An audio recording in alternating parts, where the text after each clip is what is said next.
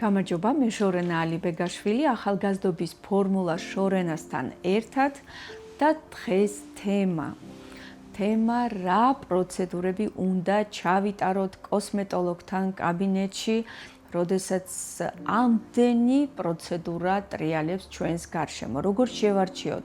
დავატენიანოთ კანი, კვება ჭირდება ჩვენ კანს, ჭირდება აპარატურული მიდგომა, თუ საერთოდ არაფერი არ ჭირდება და სახლში გამოყენებული საცხებით და ნიღბებით, ბებიას რეცეპტებით შეგვიძლია ეს ყველაფერი მოახდინოთ და დაუტრიალოთ საკუთარ თავს. რა თქმა უნდა, ძალიან დიდ დილემის გარშემო ტრიალებს ქალბატონი, როდესაც უნდა და ეს ლოგიკურია, რომ ყველა ქალბატონს უნდა, რომ კარგად გამოიყურებოდეს, მაგრამ არა მხოლოდ კარგად გამოიყურებოდეს, არამედ კანს ზოგადად სჭირდება მოვლა. და ეს მოვლა არის ზუსტად ის პროცედურები, რომელსაც გვთავაზობს ჩვენ სილამაზის ინდუსტრია. დიდი მადლობა საქართველოს ველნეს და ჯანსაღი ცხოვრების ასოციაციას. ლოგო აგერ მაქვს, შეგიძლიათ იხილოთ. ნახეთ როგორი ლამაზი და ესეთი ფერადი ლოგოა.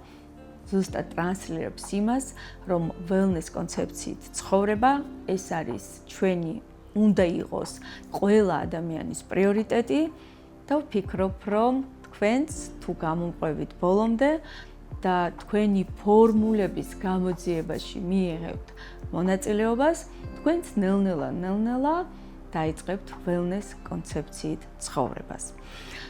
ასე ვუბრუნდებით ჩვენ კოსმეტოლოგის კაბინეტს. რა ხდება კოსმეტოლოგთან? დღეს რა თქმა უნდა კოსმეტოლოგები ძირითადად გვთავაზობენ ინექციურ თერაპიას. ეს ძირითადი პიონერი, რასაც ქვია, რაზეც ერთის მხრივ უკვე წამოვიდა ტენდენცია, რომ ძალიან ბევრს აღარ უნდა ამ პროცედურების ჩატარება, ვინაიდან ზოგი ვეღარ ხედავს შედეგს, ზოგს პირიქით უკვე აღარ უნდა უბრალოდ ამ ტკივილის შეგრძნება და ზოგს არ ჯერა. მაგრამ მაინც პროცენტულად უმეტესობა ცდილობს, რომ ჩაიტაროს ინექციური ჩარევა, ვინაიდან არის სწრაფი და როგორც თვითონ თვლიან, არის სწრაფი შედეგის მომტანი. მაგრამ სწრაფად შედეგი ზოგადად არ მოდის არასოდეს არაფერში. ყველაფრისთვის, რომ მიიღო კარგი შედეგი, სჭირდება შრომა, საკმაოდ დიდი და ასევე რა თქმა უნდა დრო. და ჩვენ რა უნდა გავაკეთოთ, როგორ დავიწყოთ კოსმეტოლოგთან რომ მივდივართ, როგორ სწორად წარმართოთ ჩვენი რუტინა და საერთოდ გვჭირდება თუ არა კოსმეტოლოგთან მისვლა. იქნებ შეგვიძლია რომ სახლშიც მოუვაროთ საკუთარ თავს, არ დავხარჯოთ ფული და დრო იმისათვის, რომ მივმართოთ პროფესიას. პირდაპირ გეტყვით, დიახ, სახლში შეგიძლიათ მოუვაროთ საკუთარ თავს, ეს არის ყველაზე კარგი ალბათ ინფორმაცია, რომელსაც ახლა გეტყვით, იმ შემთხვევაში, თუ თქვენ კარგად იცნობთ საკუთარ სხეულს, კანს, თუ თქვენ ინფორმაცია გააქვთ თქვენი კანის შესახებ, თუ თქვენ პროტოკოლები გააქვთ და უვლით კანს პროტოკოლების მიხედვით, ისე როგორც ელემენტარულად მენოპაუზის და რაღაცა ციკლის აღნიშვნა გაქვთ თქვენ ბლოკნოტებში. აი ეს ყველაფერი უნდა იყოს, რა თქმა უნდა, დაალაგებული ქალბატონის ელემენტარულ რუტინაში. თუ თქვენ აი ესეთი ქალბატონი ბრძანდებით, რომელიც კარგად უვლის საკუთარ თავს პროტოკოლების მიხედვით, რა თქმა უნდა, კოსმეტოლოგი არ გჭირდებათ. მით უმეტეს, თუ კითხულობთ, შეგიძლიათ სწორად შეარჩიოთ თქვენთვის სასარგებლო და საჭირო ინგრედიენტები, თუ შეგიძლიათ წაიკითხოთ თქვენი ჩეკაპის შედეგად მიღებული ანალიზები და ასევე შეგიძლიათ სწორად შეარჩიოთ რუტინა იმის მიხედვით თუ რა სჭირდება თქვენგანს, რა თქმა უნდა, კოსმეტოლოგი არ გჭირდებათ.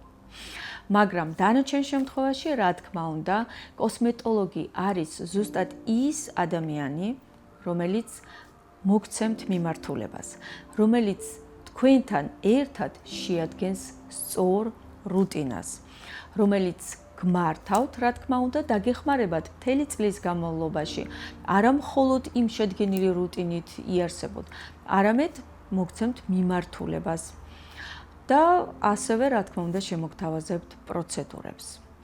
მე ყოველთვის მომხრე ვარ იმ კოსმეტოლოგების, ვინც ძალიან კომპეტენტურია თავის საკითხებში და პირველივე შეხვედრის მერე არ ცდილობს, რომ უამრავი პროცედურა შესთავაზოს პაციენტს, მაშინაც, როდესაც საერთოდ არ ჭირდება პროცედურა.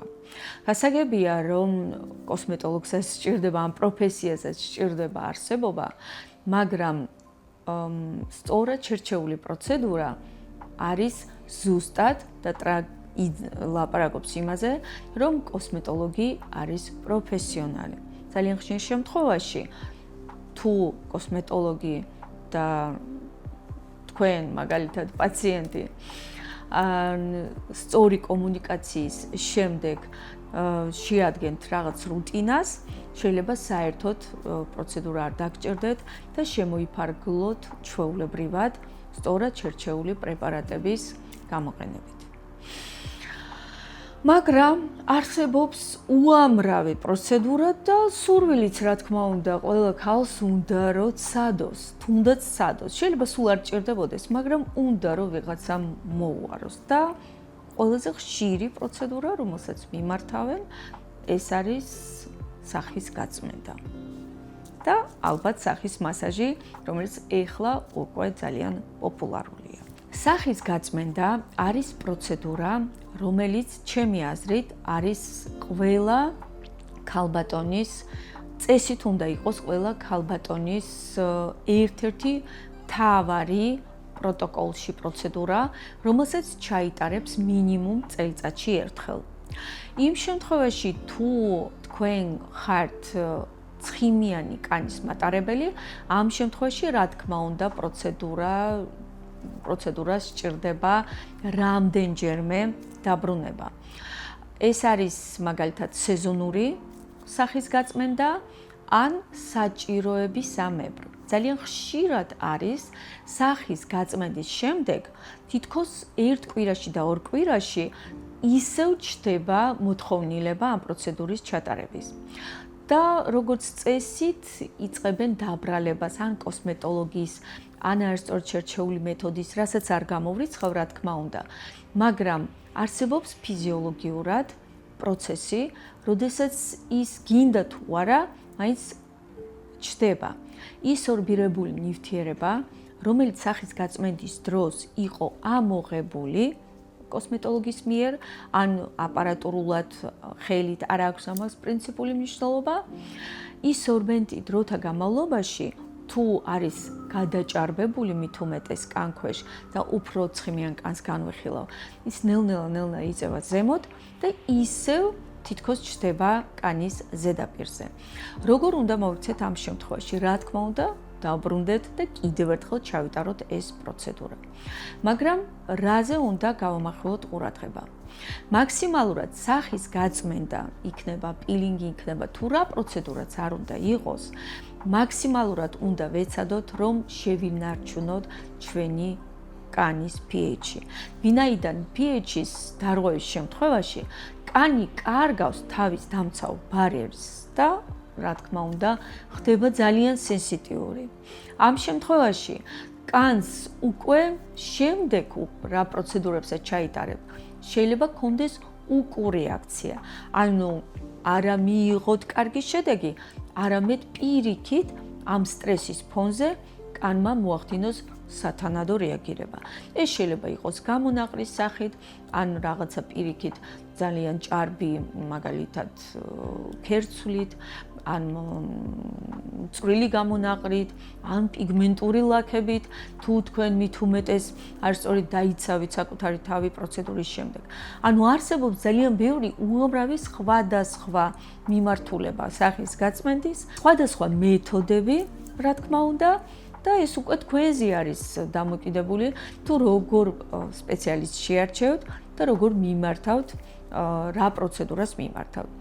ესეც არის თქვენ კონკრეტულ ინტელექტზე, თქვენ თუნდაც რამდენად გათვითცნობიერებული ბრძანდებით იმ კონკრეტული კლინიკის შესახებ, ამ სპეციალისტის შესახებ, თუ როგორ რა პრინციპებით მუშაობს, გერგებათ თუ არ გერგებათ თქვენ და ასევე რა თქმა უნდა პირადი კომუნიკაცია, რასაც არ გამურიცხავ და ვთვლი, რომ კოსმეტოლოგი დროთა განმავლობაში ხდება როგორც ოჯახის წევრი და მასთან აი ეს პირადი კომუნიკაცია უფრო თითქოს გიადვილებს შემდეგ, ზოგადად რუტინის შედგენას. ელემენტარულად არ გერიდება წლის განმავლობაში ერთხელ მაინც შეაწუხო და შეაცვლევინო შენი რუტინა, თუნდაც კონსულტაციის გარეშე. ეს ელემენტარულია და ვფიქრობ ადამიანურად თითქმის ყველა კოსმეტოლოგი, ვინც არის პროფესიონალი თავის საქმის, არასოდეს უარს არ ეტყვის თავის პაციენტს, რომელიც მოყვება წლები, რომ შემოიტანოს რაღაც კორექტივები მოვლაში. მეორე პროცედურა, რომელიც ასევე ძალიან პოპულარულია, ეს არის პილინგი. სახის გაწმენდასთან შედარებით, პილინგი არ უნდა ტარდებოდეს, ანუ უпростоრედ უნდა ტარდებოდეს სეზონურად. რას ნიშნავს ეს? ანუ პილინგი ეს არის მჟავებით ზემოქმედება კანის ეპიდერმისზე. სათანადოდ, როდესაც ჩვენ სტრესში ვაგდებთ კანს, მიუხედავად იმისა, რომ სახის გაწმენდაც სტრესია, მაგრამ ჩვენ სპეციალური მეთოდების დახმარებით შეგვიძლია ამ სტრესს რაღაც ავარიდოთ თავი და პირიქით გავაკეთოთ ეს პროცედურა უფრო თქვათ შევფუთოთ ისე რომ არ იყოს ძალიან სტრესული კანისთვის, ის მაინც ახდენს სტრესს კანისთვის. აი სახის გაწმენდა და სახის პილინგის შორის არის ძალიან დიდი სხვაობა. პილინგი აგდებს კანს ძალიან დიდ სტრესში. ამ შემთხვევაში ხდება კანის ზედაპირული დამწვრობა. თან ეს დამწვრობა არის სხვადასხვა ხარისხის, ამიტომ აქაც ძალიან სენსიტიურად უნდა მიუდგეთ ამ საკითხს და პირადად მე როგორც სპეციალისტი არასოდეს არ ვიყენებ ძალიან ძლიერ პილინგებს, ანუ მაღალ პროცენტიან პილინგებს, ვინაიდან ვთვლი, რომ მირჩევნია ნელ-ნელა ვთქვათ, ჩავატარო პროცედურები და მივიღო შედეგი უფრო ხშირი პაციენტის მოსვლით, ვიდრე ერთჯერადად და ძლიერი დარტყმით. თუმცა, რა თქმა უნდა, ყველას თავისი სპეციალისტი ყავს, თავის პასუხისგებლობას იღებს საკუთარ თავზე.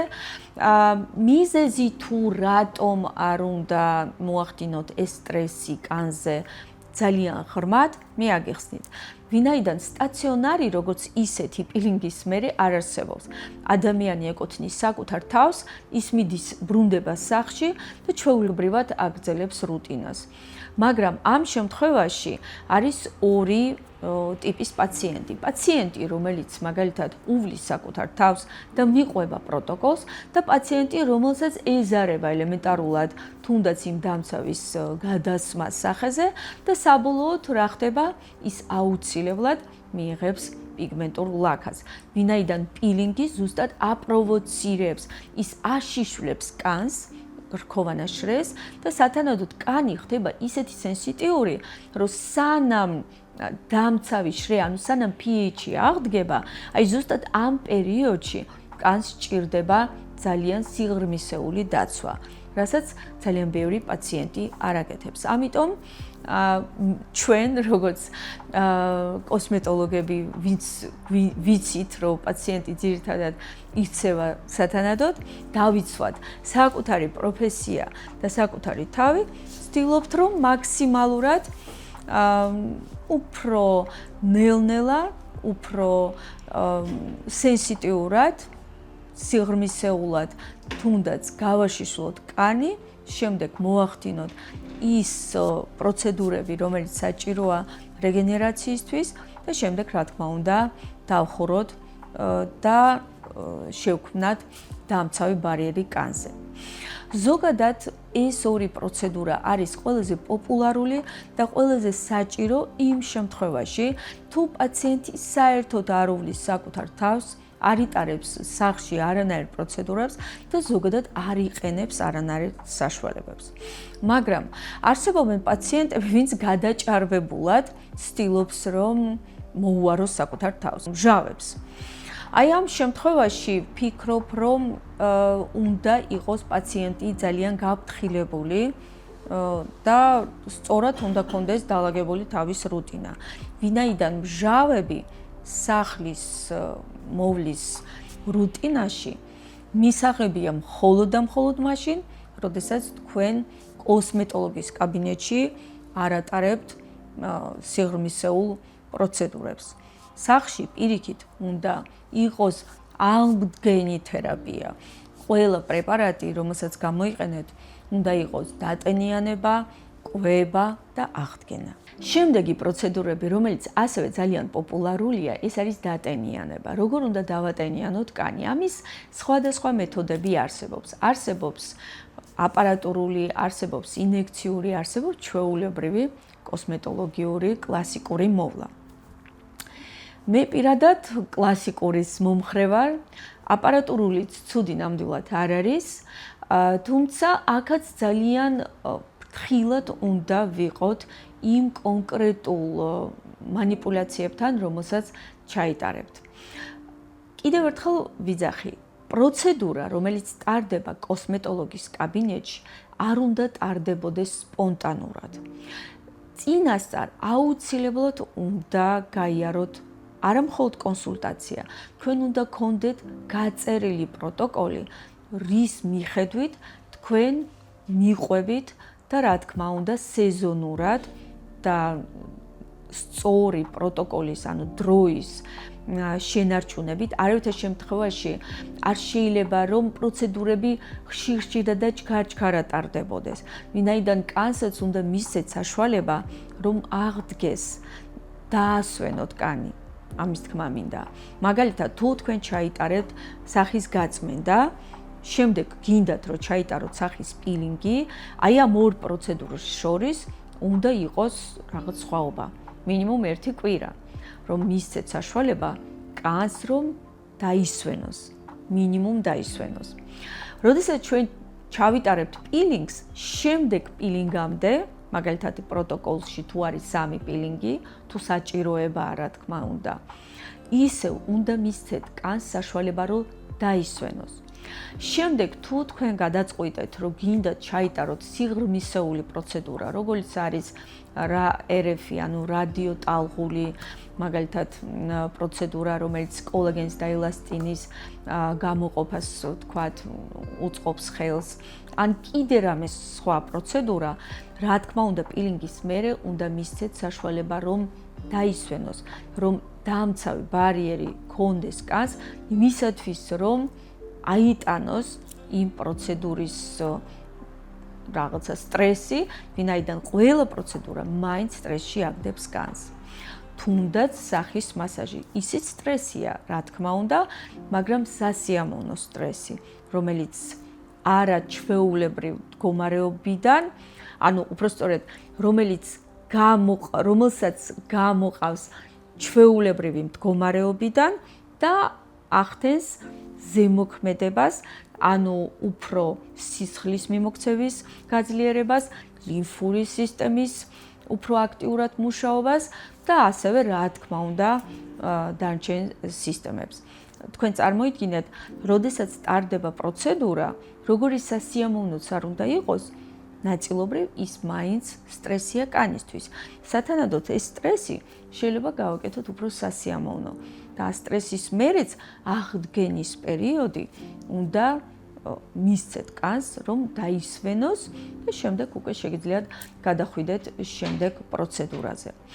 ასევე კიდევ პოპულარული პროცედურა არის ნიდლინგი, დღეს არის ძალიან პოპულარული არა მხოლოდ კაბინეტში, არამედ თქვენ შეგიძლიათ ნიდლინგი ჩაიტაროთ, მაგალითად თვითონ სახლში ჩვეულებრივი გორგოლაჭის დახმარებით. ეს არის პატარა მცირე ნემსები და აი ამ პატარა მცირე ნემსების ზემოქმედებით კანზე თქვენ ახდენთ სტრესს. ეს პროცედურაც, ჩემი აზრით, არის ძალიან კარგი, იმ შემთხვევაში თუ იცავთ პროტოკოლს. რაც ეხება აპარატურულ პროცედურებს, რომელიც HIFU ტექნოლოგიებით არის შემოფარგლული, აქ ჩემი აზრით არის საჭირო ძალიან სენსიტიური და ძალიან სწორი მიდგომა. ამ სიტყვას ძალიან ხშირად ვიყენებ ჩემ ლექსიკონში, ვინაიდან ბოლო დროს ძალიან ხშირად ვეჯახებით და გვაქვს ჩვეულებრივად ინფორმაცია იმის შესახებ, თუ რამდენად არაკომპეტენტურად ასრულებენ ამ პროცედურებს. მაგალითად, პროცედურები ლაზერული ტექნოლოგიების დახმარებით, თუ თქვენ გინდათ რომ მიიღოთ გაახალგაზრდავება ლაზერული ტექნოლოგიის დახმარებით, ამ შემთხვევაში აუცილებლად უნდა იცოდეთ თქვენი მორფოტიპი, თქვენი კანის ტიპი, თქვენი ელემენტარულად ეპიგენეტიკას აქვს ძალიან დიდი მნიშვნელობა.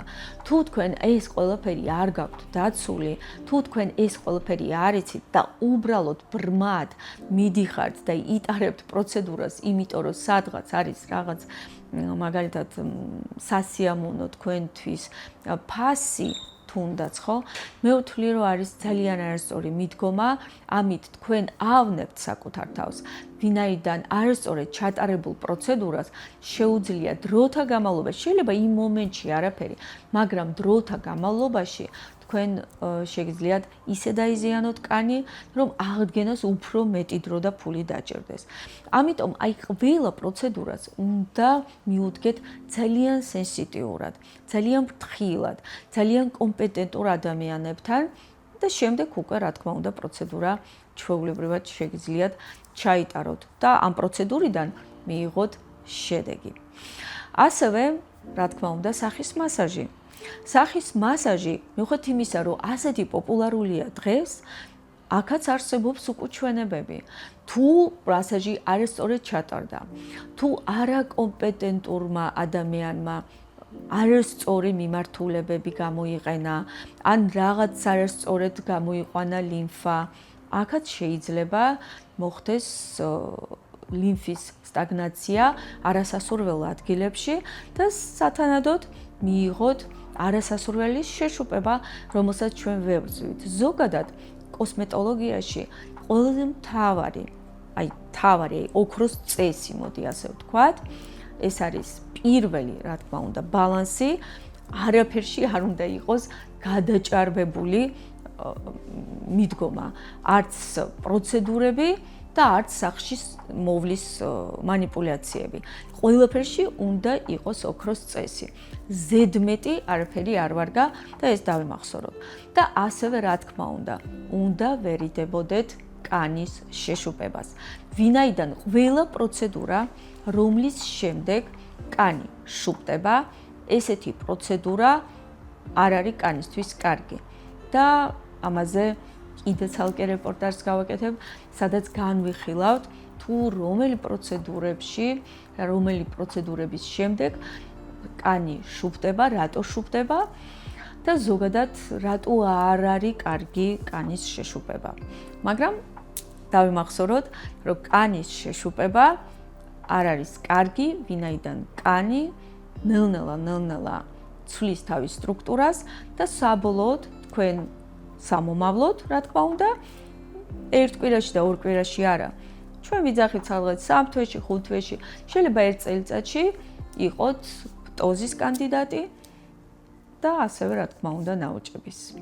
ვინაიდან ეს ყველაფერი ზოგადად კანის მოვლის სისტემა, კანთან მიდგომა, რასაც არის, რასაც ქვია რუტინა, პროტოკოლები კოსმეტოლოგთან, კაბინეტში, სახლში და ასე შემდეგ, ეს ყველაფერი არის ძალიან გრძელვადიანი და ამიტომ ვერც შედეგს ვერ მიიღებთ სწრაფად. თუ მაინდა-მაინც გინდათ სწრაფი შედეგი. მიუხედავად იმისა, რომ გონია ძალიან ბევრს, რომ ერთი პროცედურის მერე ეგრევე შედეგი აქვს. ეს არის იმ მომენტის შედეგი, მაგრამ ნამდვილი შედეგი მაინც არის პროლონგირებადი, მას სჭირდება დრო და ასევე, რა თქმა უნდა, ცუდი შედეგიც, რასაც ქვია, ამასაც სჭირდება დრო. ის ეგრევე არ ჩანს კანზე, მაგრამ დროთა განმავლობაში თქვენი კანი იცვლება, აღარ არის ისეთი, როგორც თქვენ გინდათ რომ იყოს, აღარ ღებულობს იმ პრეპარატებს, აღარ დებს იმ შედეგს იმ პრეპარატების შედეგად, აღარ მუშაობს არაცერთი პროცედურა და საბოლოოდ თქვენ ხვდებით, რომ ხართ რეგრესში და ჩვენ გჭირდება მხოლოდ და მხოლოდ პროგრესი. ეს არის ახალგაზრდობის ფორმულა შორენსთან ერთად. თუ ინფორმაცია თქვენთვის სასარგებლოდ საინტერესო იყო, გამოიწერეთ ჩემი არხი, გაუზიარეთ თქვენ მეგობრებს და რა თქმა უნდა, კომენტარი, რომელიც ძალიან ჭირდება ჩვენ არხს.